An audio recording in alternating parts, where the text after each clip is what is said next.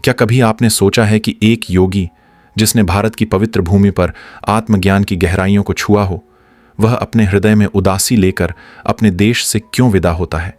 यह अध्याय हमें एक ऐसे क्षण में ले जाता है जहां भावनाओं की लहरें तेज हैं, लेकिन भीतर एक गहरा मौन है। योगानंद जी का पश्चिम लौटना केवल एक यात्रा नहीं थी, यह आत्मा के त्याग और समर्पण की परीक्षा थी। यहां हम देखते हैं कैसे एक सिद्ध योगी भारत की शांत आध्यात्मिकता को अपने हृदय में लेकर गुरु की आज्ञा को सर्वोपरि मानते हुए बिना किसी प्रतिरोध के वापसी का मार्ग चुनते हैं। इस अध्याय में छिपा है आंतरिक शांति और त्याग का संगम, जो हमें सिखाता है कि आध्यात्मिक पथ पर सबसे बड़ा बलिदान स्वयं के भावों का त्याग होता है। तो आइए डूबते हैं इस गहन अनुभूति में और जानते हैं योगानंद जी की उस यात्रा के बारे में जो उन्हें पुनः पश्चिम की ओर ले चली, एक नए आध्यात्मिक युग की शुरुआत के लिए। मैंने भारत और अमेरिका में योग पर अनेक शिक्षात्मक प्रवचन दिए हैं, परंतु आज मुझे यह स्वीकार करना ही पड़ेगा कि एक हिंदू होने के नाते आज अंग्रेज शिष्यों के लिए यह कक्षा लेते हुए मुझे विशेष खुशी हो रही है। लंदन के मेरी कक्षा के सदस्य दिल खोलकर हंसे। कोई राजनीतिक उथल पुथल कभी हमारी योग्य शांति में विघ्न नहीं बनती थी। भारत अब एक पुण्य स्मृति मात्र बनकर रह गया था। यह सितंबर 1936 है। मैं इंग्लैंड में 16 महीने पूर्व दिए गए उस वचन की पूर्ति करने आया हूं कि लंदन में पुनः व्याख्यान दूंगा। इंग्लैंड भी योग के कालजयी संदेश को ग्रहण करने के लिए उत्सुक है। ग्रॉसवेनर हाउस में मेरे नियत स्थान पर संवाददाताओं तथा न्यूज रील बनाने वाले कैमरामैनों की भीड़ लगी रहती थी। British national council of the world fellowship of faiths ने 29 सितंबर को व्हाइटफील्ड कांग्रीगेशनल चर्च में एक सभा का आयोजन किया, जिसमें मैंने परस्पर बंधुभाव में विश्वास मानव सभ्यता की रक्षा कैसे कर सकता है, इस भारी भरकम विषय पर व्याख्यान दिया। कैक्सटन हॉल में रात 8 बजे होने वाले व्याख्यानों में इतनी भीड़ हो जाती थी कि 2 बार हॉल की क्षमता से अधिक हुए लोग विंडसर हाउस ऑडिटोरियम में बैठकर 9:30 बजे के दूसरे व्याख्यान की प्रतीक्षा करते रहे। इसके बाद के सप्ताहों में ये कक्षाएं इतनी अधिक बड़ी हो गईं कि श्री राइट को इन्हें दूसरे बड़े हॉल में स्थानांतरित करने की व्यवस्था करनी पड़ी। अंग्रेजों की दृढ़ संकल्पता आध्यात्मिक संबंधों में भी अद्भुत रीति से अभिव्यक्त होती है। लंदन से मेरे प्रस्थान के बाद वहाँ के योगाभ्यासियों ने निष्ठापूर्वक एक सेल्फ रियलाइजेशन फेलोशिप केंद्र का गठन किया और युद्ध के दारुण वर्षों में भी नियमित रूप से साप्ताहिक ध्यान सभाओं का आयोजन करते रहे। इंग्लैंड में बिताए हुए वे कई सप्ताह मेरे लिए अविस्मरणीय बन गए हैं। कई दिनों तक लंदन में और फिर लंदन से बाहर सुंदर ग्रामीण क्षेत्रों में हम दृश्यावलोकन के लिए जाते थे। इंग्लैंड के महान कवियों और उसके इतिहास में वर्णित महान वीरों के जन्म स्थानों एवं समाधियों का दर्शन करने के लिए श्री राइट ने और मैंने अपनी विश्वसनीय फोर्ड का ही सहारा लिया। हम लोग अक्टूबर के अंत में साउथैम्पटन से ब्रेमेन नाम के जहाज पर सवार होकर अमेरिका के लिए चल पड़े। न्यूयॉर्क के बंदरगाह में स्थित भव्य स्टैच्यू ऑफ लिबर्टी दृष्टिपथ में आते ही आनंद के अतिरेक से हमारे कंठ अवरुद्ध हो गए।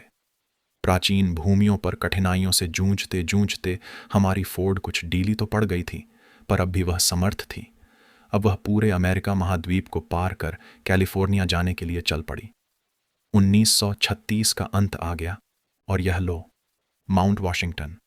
प्रतिवर्ष लॉस एंजलिस के केंद्र में क्रिसमस का उत्सव मनाया जाता है, जिसमें 24 दिसंबर आध्यात्मिक क्रिसमस को 8 घंटे का सामूहिक ध्यान होता है और अगले दिन सामाजिक क्रिसमस एक भोज होता है।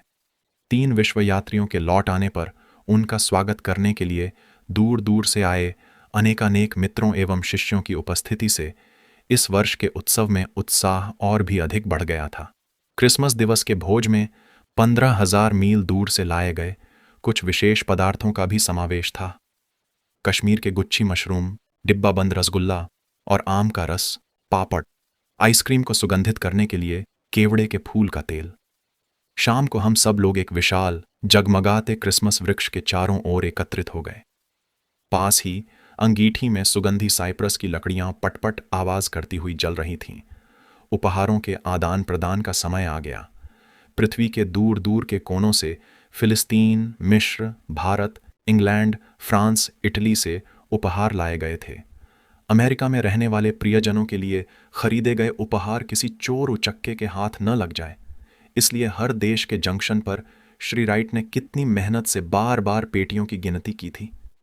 फिलिस्तीन के पवित्र जैतून वृक्ष के फलक, बेल्जियम और हॉलैंड की नाजुक झालरें एवं कशीदाकारी के काम, ईरानी गलीचे, अत्यंत बारीक बुनावट वाली कश्मीरी शालें, मैसूर के सदा सुगंधित रहने वाले चंदन के ट्रे, मध्य प्रदेश के शिव पत्थर, दीर्घकाल पूर्व लुप्त भारतीय राजवंशों के सिक्के, रत्न खचित फूलदानियां और प्यालियां, छोटी छोटी प्रतिकृतियां, पर्दे, धूप, अगरबत्ती, इत्र, स्वदेशी कॉटन प्रिंट्स, लाख के काम की वस्तुएं, मैसूर की हस्तिदंत की कलाकृतियां, ईरान की लंबी नोक वाली जूतियां, विचित्र सी लगने वाली परंतु काफी मेहनत से चारों ओर नक्काशी काम कर सुंदर बनाई हुई प्राचीन पांडुलिपियां, मखमली जरीदार कपड़े, गांधी टोपियां, मिट्टी के बर्तन, टाइल्स, पीतल की कलाकृतियां, ध्यान के आसन, 3 महाद्वीपों से जमा किया गया खजाना।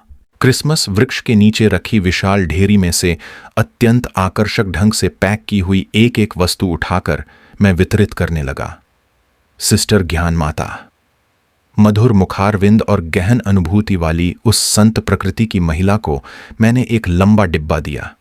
मेरी अनुपस्थिति में ये ही माउंट वॉशिंगटन केंद्र की प्रभारी थीं।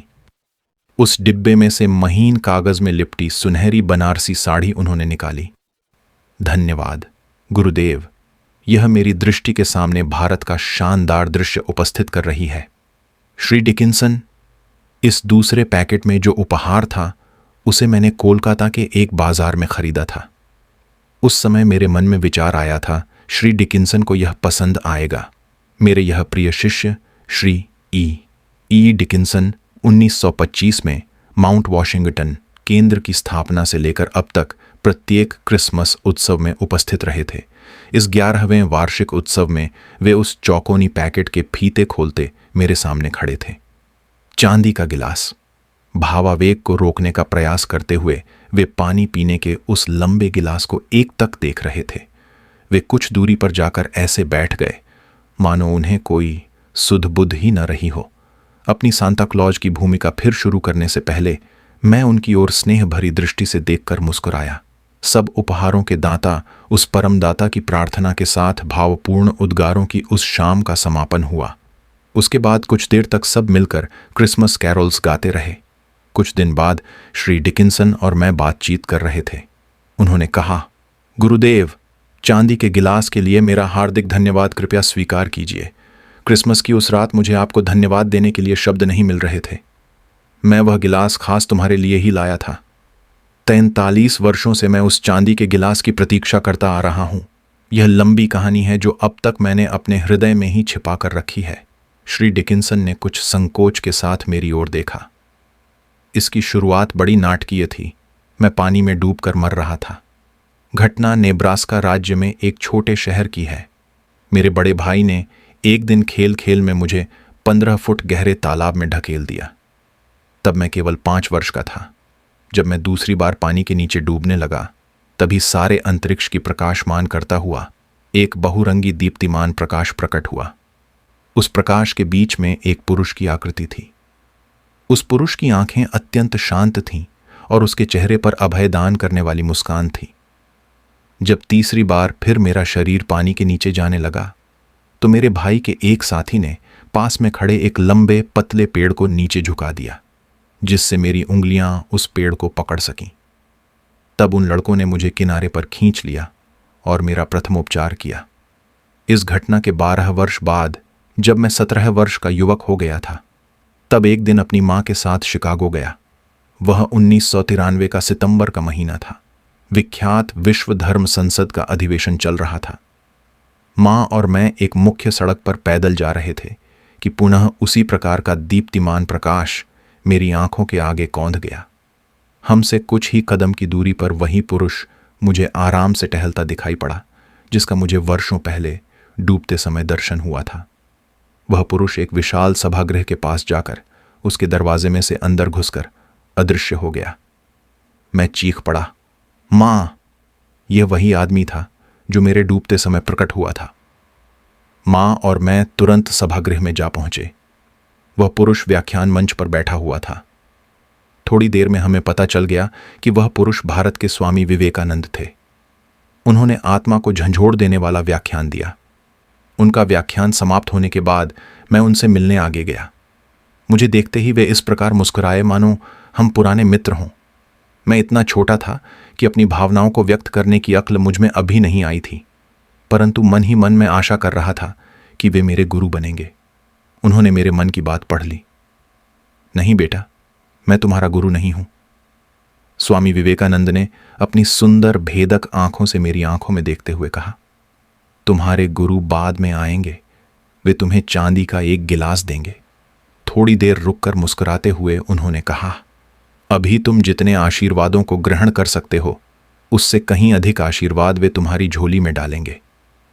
थोड़े ही दिनों में मैं शिकागो से लौट आया और उसके बाद मुझे पुनः कभी महान विवेकानंद का दर्शन नहीं हुआ, परंतु उनके मुख से निकला एक एक शब्द मेरी अंतरतम चेतना पर अमिट रूप से अंकित हो गया। वर्षों पर वर्ष बीतते गए, कोई गुरु नहीं आया। 1925 में एक रात मैंने बहुत गहराई से प्रार्थना की कि भगवान मेरे गुरु को मेरे पास भेज दें। कुछ घंटों बाद कर्णमधुर संगीत से मेरी नींद खुल गई। बांसुरियाओं एवं अन्य वाद्य लिए कुछ देवदूत मेरी दृष्टि के सामने प्रकट हुए। कुछ देर तक सारे वातावरण को स्वर्गीय संगीत से भरकर वे धीरे धीरे अदृश्य हो गए।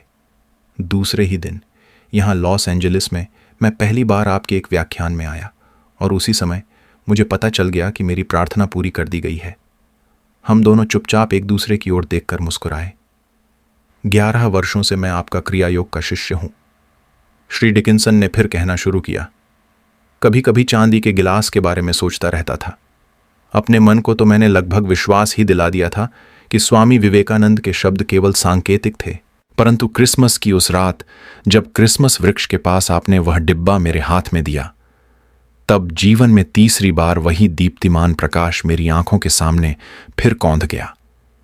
दूसरे ही क्षण मेरी आंखें अपने गुरु के उस उपहार को देख रही थीं जिसे स्वामी विवेकानंद ने 43 वर्ष पहले देखा था, चांदी का गिलास। परमहंस योगानंद की यह वापसी केवल एक भौगोलिक यात्रा नहीं थी, यह आत्मा के उस संकल्प की यात्रा थी जो पूर्व और पश्चिम को जोड़ने आया था।